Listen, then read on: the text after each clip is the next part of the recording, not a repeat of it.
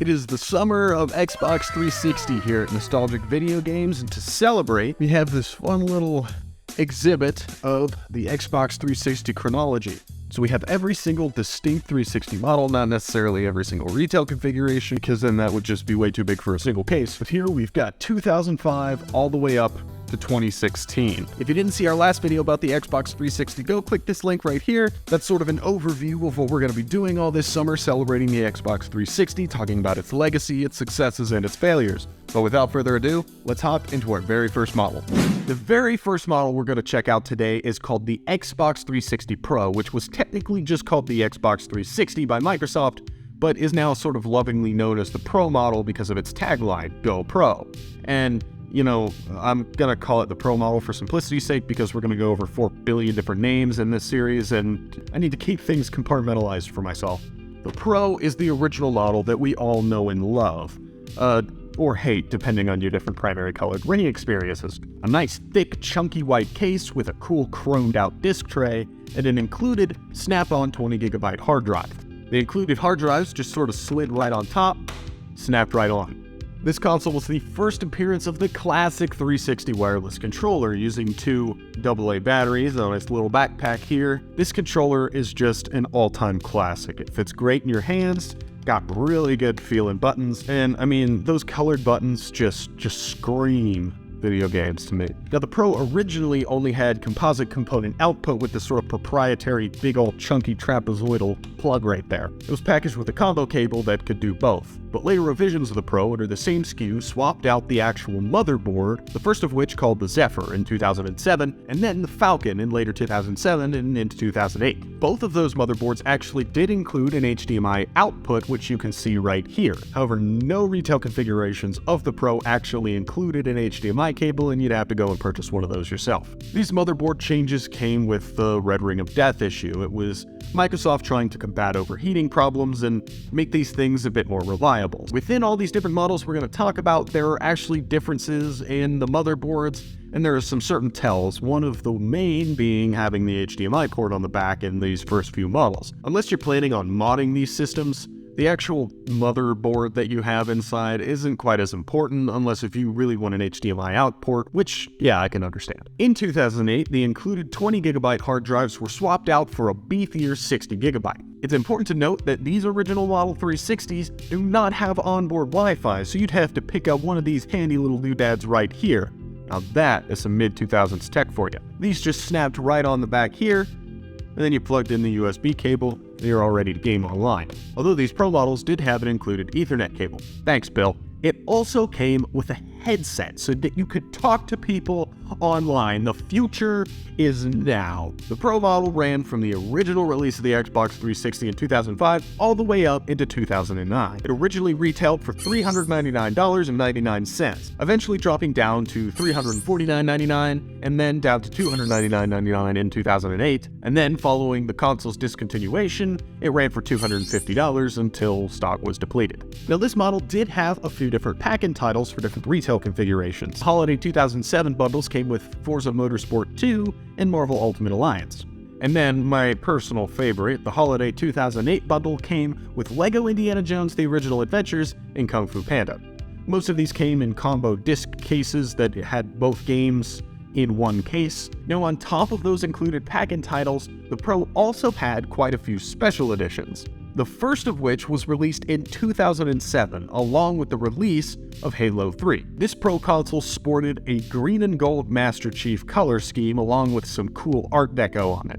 It also came with a matching controller, and it included 20GB snap-on hard drive with the Halo 3 logo on it. You also got an exclusive dashboard theme because now it's all about customizing that gaming experience. This model did have the HDMI out port, which is pretty cool. This exclusive version originally retailed for $399.99. Now, this Pro only had one other special edition, which was for the Simpsons movie. However, this console wasn't actually available through retail purchase. You had to actually enter a sweepstakes, and only 100 were ever confirmed to be made. This model was yellow and had a picture of Homer Simpson's face as well as the logo of the movie. The actual box of the console was no different from the standard Pro and came with all the standard peripherals. It was just really the console that made the difference. This one is super hard to find nowadays, and if you have one, you better hold on to it. And now we move on to our next model. Yes, this is a different console. The main tell is our disc tray is no longer chrome. This, dubbed the core model, ran alongside the Pro model in 2005. This model had the same exact design with the same case, and the only real difference being that lack of a chrome disc tray. It also had no hard disk drive and no headset. The core is also the only Xbox 360 SKU to include a wired controller. It was the same exact form factor of your standard wireless controller,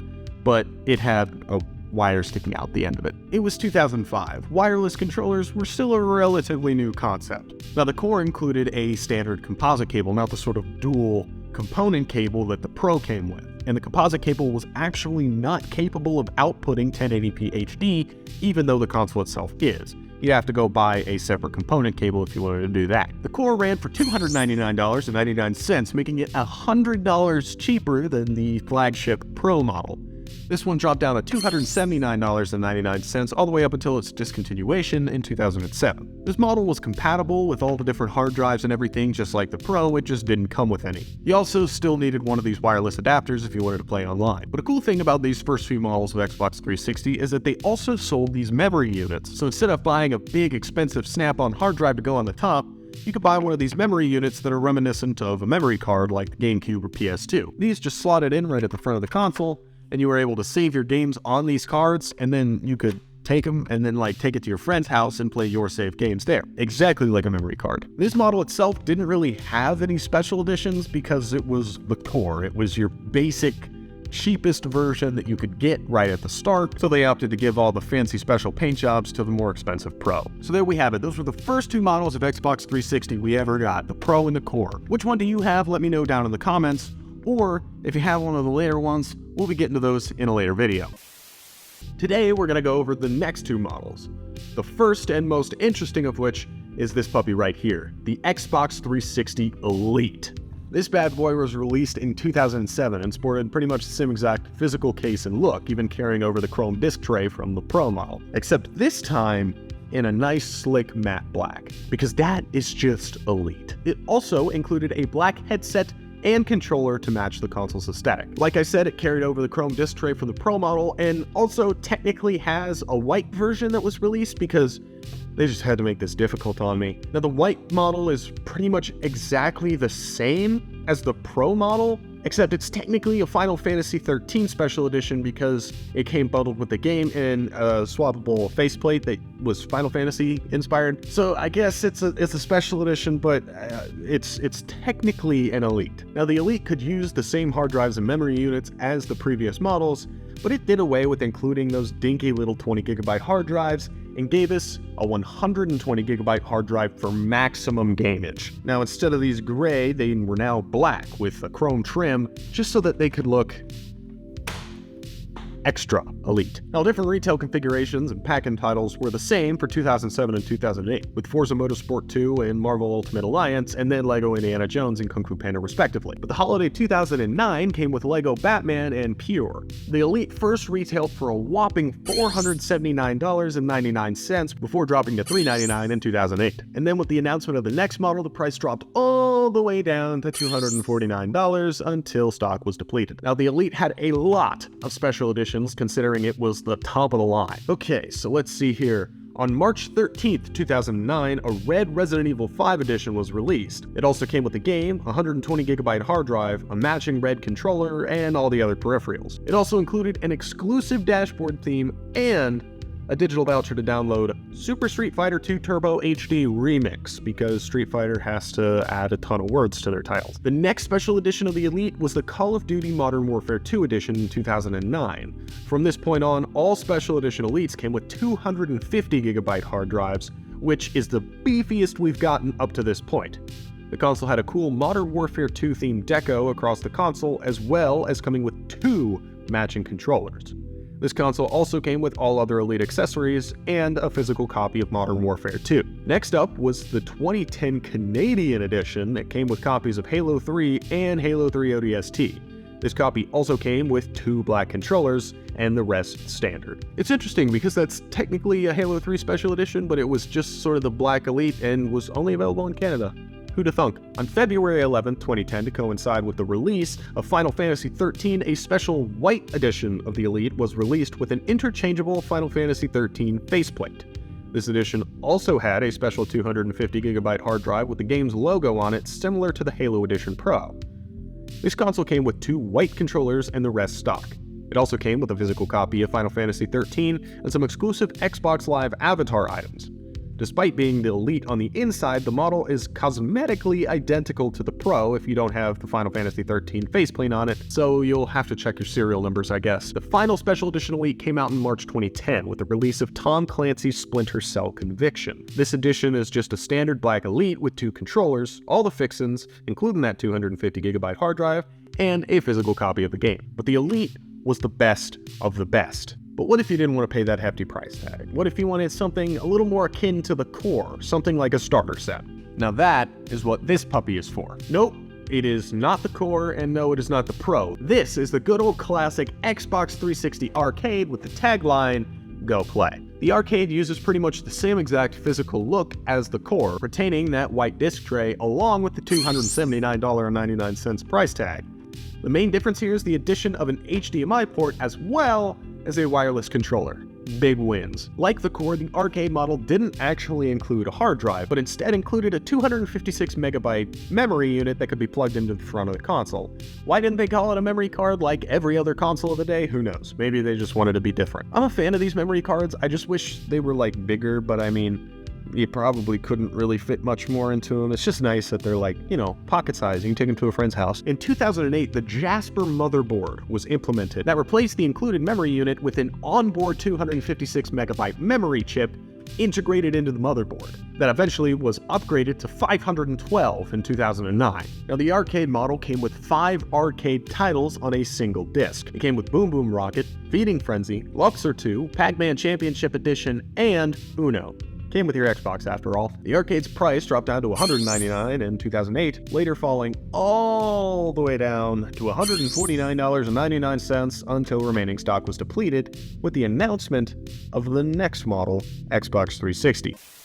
And today we are finishing up looking at all those models, starting with the Xbox 360S. In 2010, Microsoft gave the 360 its first major facelift in the form of the S model, or lovingly called the Slim because it is significantly smaller and slimmer than the original models. It also came packed with the brand new Valhalla motherboard. This model looked sleeker, ran much better with half the power consumption and significantly quieter fans, had much larger storage in the form of internal hard drives, and integrated Wi-Fi. It's weird to think that this was technically the first Xbox 360 with integrated Wi-Fi. Before that, you either had to plug in an Ethernet cable or buy an actual Wi-Fi adapter, which, weird. The flagship Slim model had this glossy black finish with this chrome trim around the edges, and it also came with a 250GB internal hard drive.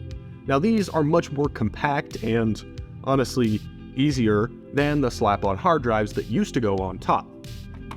Now, you just flip your console over to the bottom and there's this little switch here that you just push to the side and it reveals your internal hard drive bay. You just slide that puppy in, boom. Now, these internal hard drives offered much more storage than the external ones. I mean, the base one that came with the console being 250GB, as opposed to what the Xbox originally started with like a 20GB. Yeah, that's wild. There was also a second model that ran alongside this, similar to the Core and Pro models, this puppy right here. Now, this guy is exactly the same as this model, except has a matte black finish and a black trim instead of that chrome. The only difference being this one did not come with an included hard drive and only had 4GB of internal memory integrated on the motherboard. Along with the fancy new look, this line also did away with arbitrary names like Pro and Core and Elite and Arcade. Microsoft opted to brand each individual SKU or retail configuration of the Slim based on the included internal memory size or included hard drive size. This led to significantly less distinct retail configurations and,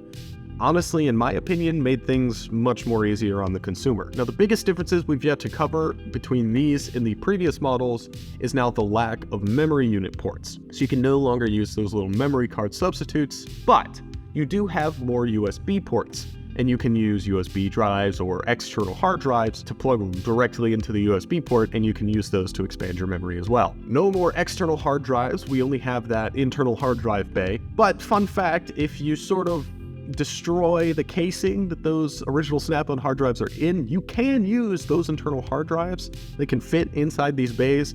It's a little destructive, but I mean, if you really didn't want to buy another hard drive for a different Model 360 and keep all your saved games, I guess you could do it. These also featured a proprietary port for the Xbox 360 Kinect sensor bar.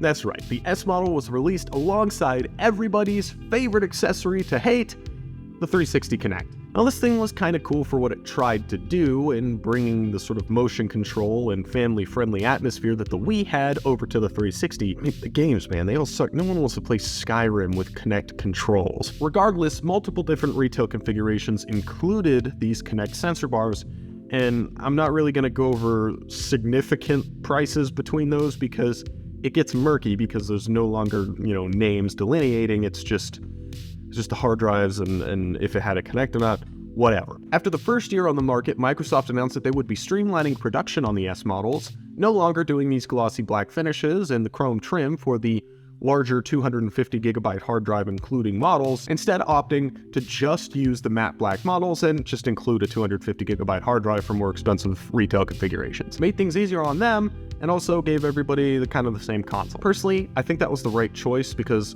consoles like these that have that very glossy finish, they get really scuffed up. I'm sure you can see that in the light. Yeah. If you own a Wii U, you know what I'm talking about. These matte models don't scuff up nearly as bad, and honestly, I just think the matte is a bit classier. The 250GB hard drive included SKU retailed for $299.99 upon release, whereas the 4GB internal memory retailed for $199.99. At those price points, replacing the Elite and Arcade respectively. Now, special editions of this model are plenty, the first of which being Halo Reach. This had a metallic silver finish with a cool Halo Reach inspired deco. It was really cool, but when hitting the power button and the disc tray, which are now sensors and no longer actually like pushy buttons, they sense and they go ding. Well, now they don't go ding, they make the Halo Reach noises. Pretty cool. It came with 2 matching controllers, a wired black headset, and a physical copy of the game. The next special edition was a metallic red and black splatter deco for Gears of War 3. That just looks so cool, doesn't it? And continuing that trend of the custom sound effects, it also has Gears of War inspired sounds for the power and disc tray. Came with 2 matching controllers, a wired headset, a physical copy of the game with a download code for additional content, and a 320GB hard drive, which is the largest to date. After that, we got the Star Wars R2-D2 Kinect Bundle Special Edition. Now, this thing is just my favorite. We did a video on it. Go check that out. I absolutely love that console. It had an R2-D2 inspired deco, which made the R2-D2 noises upon power and disc tray. And it also came with a metallic gold C-3PO controller that had like his belly wires on there. That's pretty cool. It also had a blue startup ring instead of the standard green, which pretty cool. Now, this special edition did only come with the 1 controller, but this time it came with a white Xbox 360 Kinect, as well as 2 games, Star Wars Kinect and Kinect Adventures. It also came with that 320GB hard drive and a wired black headset. This one is probably my favorite special edition 360. It's Star Wars, dude. Coming in at second to last, we have the Call of Duty Modern Warfare 3 Special Edition that had this cool Modern Warfare 3 deco. It's like gunmetal. It's I don't know how to explain it. It's cool. There's a picture of it. Had custom sounds, 2 matching controllers, a wired black headset, and a 320GB hard drive. All the bells and whistles. Now, the last special edition Slim was released alongside Halo 4. This one being a transparent blue case with cool silver Forerunner-y deco. Had custom sounds, 2 matching controllers, 320GB hard drive, and a wired black headset. It also had a copy of the game with exclusive DLC. This one also had that blue light-up ring, which is still pretty neat to see them continuing that. As much as I love that green ring, it just matches the aesthetic of the console better. Now, the Slim had a relatively short lifespan in comparison to the original Model 360s. Now, despite their constant motherboard changes, they physically remained quite the same from 2005 all the way up to 2010, when the Slim was released. But our next 360 model comes only 3 years later in 2013. And that took the form of the Xbox 360E. not elite. Some people call this elite. Maybe the E stands for elite, but it's just the E, because there's already the Elite. Now in 2013, Microsoft announced the E as the replacement for the S as the main flagship 360 console. This model featured an appearance more in line with the upcoming Xbox One. It featured a more blocky, rectangular look with this two-tone color scheme, as well as that new sleek, modern X logo instead of the beveled, glowy. It's clean, it's crisp. I don't know, nothing will beat the original X logo for me. It was just so cool. Now this model was pretty much exactly the same as the Slim, right down to the pricing. The only real differences being it's HDMI only, a few less USB ports, and the power supply is now different because they had different power supplies every single time. If you want to know more about power supplies, check out our setup video because I go over all the differences between the different models and the different power supplies. That's a video in its own right. But yeah, this was the last 360 model ever made as Microsoft was transitioning over to the Xbox One and next-gen gaming. This guy was available all the way into 2016. This thing was still available when Pokemon Go came out. It's weird to think about. Now, there was only one special edition that the E ever received. This is known as the Xbox 360 Special Edition Blue Bundle. It's a mouthful. It was available only at Walmart and Microsoft stores in the US. Now, this had a cool solid blue with turquoise accent shell with a matching controller and a matching 500 gigabyte hard drive. This model came with digital download codes for Call of Duty Ghost and Call of Duty Black Ops 2 and not actually physical games, which is stinky poo-poo, but I guess it's still 2 games. It also came with a 1-month free membership to Xbox Live Gold, and it was priced at $250. The 360 had a long and varied lifespan, extending even 2 years into the next-gen model that was released to replace it. Personally, there are so many different models of 360 that you can really find one that just speaks to you the most, whether it be a special edition R2-D2 or a cool sleek rectangle or the big chunky hourglass model. The 360 has a place in all of our hearts here at Nostalgic Video Games and is one of the reasons we're doing these videos, one of the reasons we love suggesting the 360 to people. Like I said in that very first video, it is a fantastic starter console if you're jumping into gaming for the first time on your own or want to get a console for your kids to start exploring gaming themselves. All of the consoles we've gone over in this video and the previous video are available, subject to availability, at our physical store Nostalgic Video Games and soon our upcoming online store, shopnvg.com, where you'll be able to order almost anything we've got in store from the comfort of your own home. Let me know down in the comments which one of these 360 models you had growing up, which one you have now, or which one, you've always wanted. Thanks for tuning in to the Nostalgic Network, and we'll see you next time.